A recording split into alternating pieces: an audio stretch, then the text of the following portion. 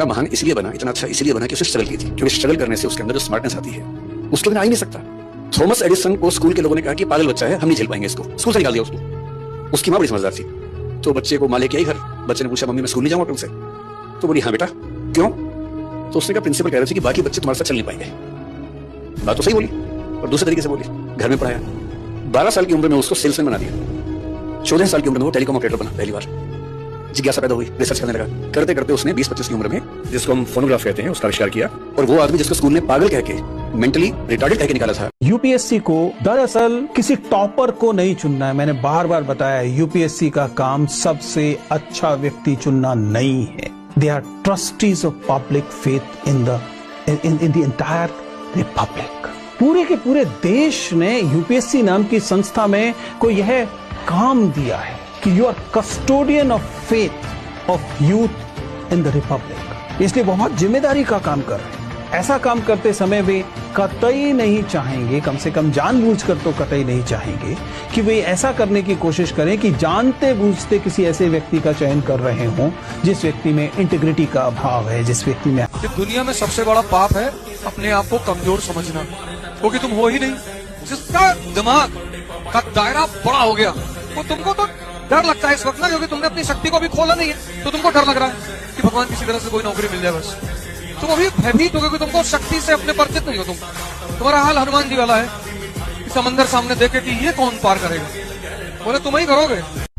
SP के पास बहुत power होता है ना, कम से कम उसके अंडर में 3 से 4 हजार फोर्स होती है। एसपी अगर चाहे 4 हजार फोर्स एक जगह उतार दे, पूरा जिला का पुलिस उसके पास होता है। कम से कम 25-30 थाना,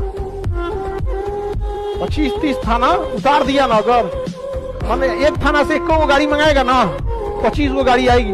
तो हनानाते नीलक्का बतिया। कमरे को कर दो बंद, इतनी एफर्ट लगाओ, इतने मेहनत लगाओ ना कि लोग बोले कि भाई ये कौन है यार, इतनी मेहनत कैसे कर ली यार, 1 महीने में इतनी पढ़ाई कैसे कर ली यार। ये तो वो था ना जो कि मार्क्स अच्छी नहीं लाता था, ये तो वो बच्ची थी ना जो कि डफर थी, ये तो वो थे ना जो कि कुछ भी नहीं कर पा रहे थे जीवन के अंदर, ये अचानक से कैसे टॉप कर गए। इतना कर जाओ यार। कभी भी इंटरव्यू बोर्ड को अपनी तरफ से कोई चीज मत देना। तो उन्होंने पूछा तुम्हारा सबसे प्रिय व्यक्तित्व कौन है, तुमने कहा मेरे पिताजी। बंद कर दिया तुमने दरवाजा, क्योंकि तुम्हारे पिताजी के बारे में उन्हें कुछ भी नहीं पता। और अगर तुमने भावुक होकर कह दिया डॉक्टर अंबेडकर, मोहनदास करमचंद गांधी, भगत सिंह, विवेकानंद जी हमारे बहुत, मैं उनको बहुत मानता हूँ सर। अच्छा चलो उपनिषदों के बाद कितने उपनिषद हैं? विवेकानंद सबसे ज्यादा किस उपनिषद पे एम्फसाइज करते हैं? उपनिषद पे करते हैं। कहाँ कहाँ भाषण दिए शिकागो के अलावा? शिकागो में दिए थे। फिर बहुत मार मारेंगे आपको सब।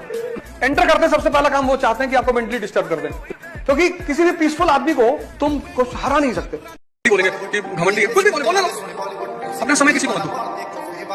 नहीं पढ़ रहे हो, जिम चले आओ, शरीर में ताकत बढ़ रही है, पैसा लाकर चले आओ, पैसा नहीं चले आओ। नहीं पढ़ाई हो रही है, मंदिर मस्जिद जहां भी तुम जाते हो वहां चले आओ।